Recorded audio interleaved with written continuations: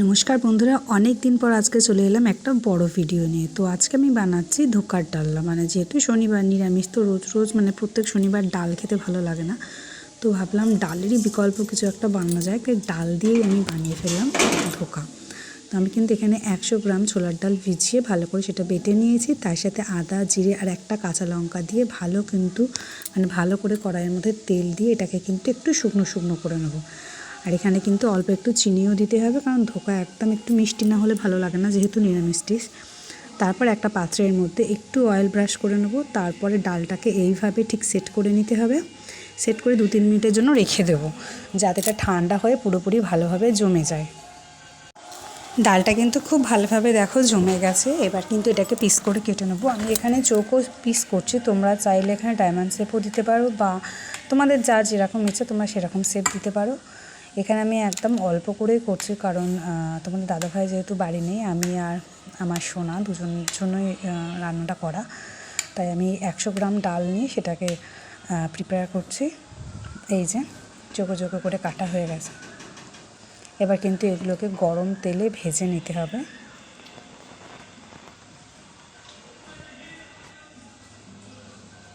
কড়াইতে বেশ একটু পরিমাণ মতন তেল দিতে হবে, কারণ ওগুলো ধোকাগুলো ভালো করে ভাজার জন্য।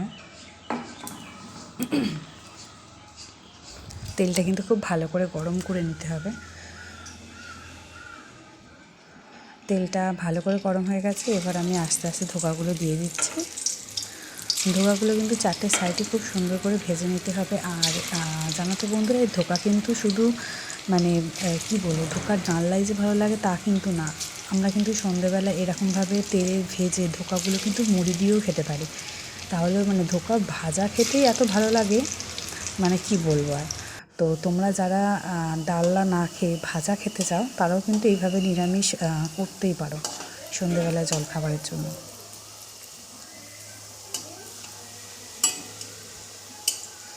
এই দেখো, আমি কিন্তু ধোকাগুলো খুব ভালো করে ভেজে নিচ্ছি।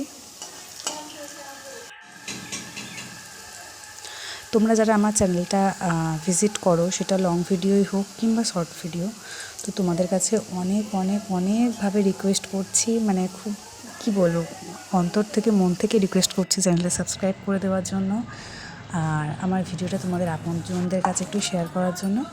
তো এই যে ধোকাগুলো ভাজা হয়ে গেছে, এবার আর কটা আছে সেই কটাও ভেজে নেবো। ধোকা কিন্তু যখন আমরা বাড়িতে ভাজি, তখন কিন্তু খুব সুন্দর একটা সেন্ট বেরোয়। যেহেতু এর মধ্যে আদা, জিরে, কাঁচা লঙ্কা বাটা আছে, এটা কিন্তু ভীষণ সুন্দর একটা সেন্ট বেরোয়। তাই বাড়িতে যখনই ধোকা রান্না করবেন, আশেপাশে বাড়ির বা মোটামুটি বাড়িতে যারা থাকবে তারা কিন্তু বুঝতেই পারবে সেদিন কিন্তু একটা কোনো স্পেশাল ডিশ হচ্ছে। তো এবার ডালনাটা বানাবো। এবার সেই একই তেলের মধ্যে আমি একটু জিরে, শুকনো লঙ্কা ফোড়ন দিয়ে দিলাম। এবার আলুগুলো একটু ভালো করে ভাজা ভাজা করে নিতে হবে। আলুগুলো যত ভালো করে ভাজবেন ততই কিন্তু খেতে টেস্টি লাগবে। তো আলুগুলো কিন্তু একটু টাইম নিয়ে ভাজতে হবে।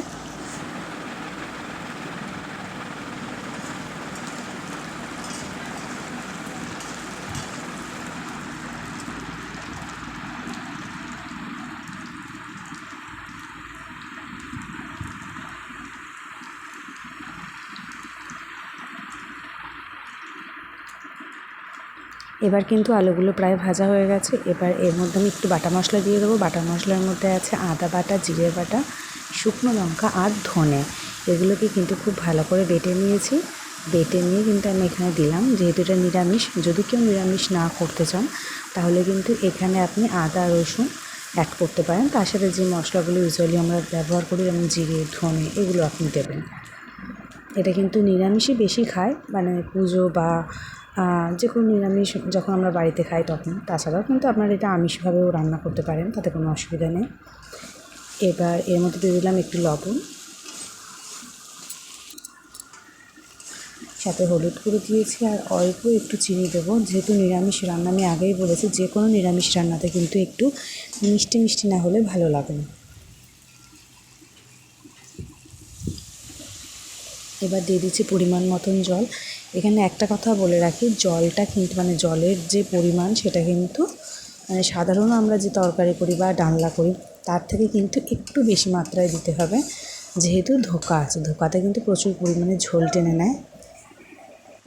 আর একটা কথা বলে রাখি, যে কোনো রান্না কিন্তু সবসময় কষানোর ওপরে নির্ভর করে তার টেস্ট কীরকম হবে। তাই অবশ্যই কিন্তু মশলা দিয়ে একটু ভালো করে কষিয়ে নেবেন। কেউ চাইলে এখানে টমেটো বা টমেটো সসও অ্যাড করতে পারেন, কিন্তু আমার বাড়িতে যেহেতু টমেটো ছিল না তাই আমি টমেটোটা দিইনি। এই দেখুন, আমি কিন্তু জলের পরিমাণটা বেশ এখানে অনেকটা দিয়েছি। ধোকাটা যেহেতু শুকনো জিনিস, সমস্ত জল কিন্তু ধোকাতে টেনে নেবে। আর এই যে আমি একটা ভাজা ধোকা খেয়ে দেখালাম, দেখুন পুরো মানে এটা রান্না করার পর পুরো যেন মনে হবে আপনি পনির রান্না করেছেন। আর খেতেও কিন্তু পনিরের থেকেও অনেক ভালো লাগে। ঝোলটাও কমে এসেছে আগের থেকে। এবার আমি ভাজা ধোকাগুলো দিয়ে দিচ্ছি।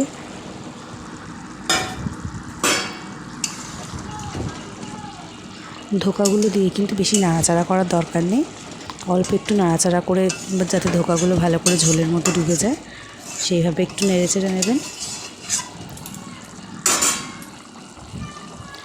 রান্না কিন্তু আমার প্রায় কমপ্লিট হয়ে গেছে, এবার আমি নামিয়ে নেবো। আর একটা কথা, নামানোর আগে কিন্তু ঘি আর গরম মশলা অবশ্যই অ্যাড করবেন। আমি সেটা ভিডিওতে নিতে ভুলে গেছি একদম, তো আপনারা কিন্তু এটা ভুলবেন না। আর যারা মানে পছন্দ করেন তারা কিন্তু ফ্রেশ ক্রিমও এখানে দিতে পারেন, তাহলে কিন্তু টেস্টটা আরও সুন্দর আসে। তো রেসিপিটা যদি ভালো লাগে অবশ্যই লাইক, শেয়ার আর চ্যানেলটা সাবস্ক্রাইব করে যাবেন।